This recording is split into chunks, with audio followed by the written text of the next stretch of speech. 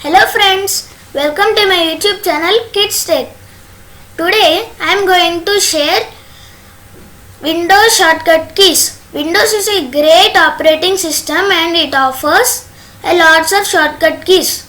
Today I am going to share some of them. Here are the examples.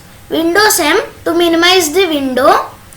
Control Escape. If your Windows key is broken, you can use it to replace the Windows key. Then here comes the useful shortcut Windows F. You can use the Windows F to find anything in the computer. Then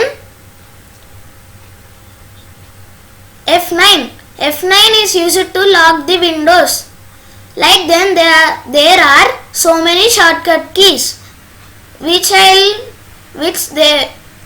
continue in the remaining video. Alt F4 to shut down the computer. Windows F to find or search. Control Shift T to restore all tabs. Alt Tab to switch between programs.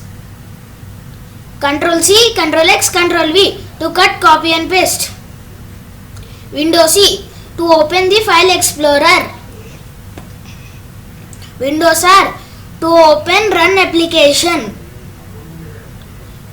Control Z to undo your previous action.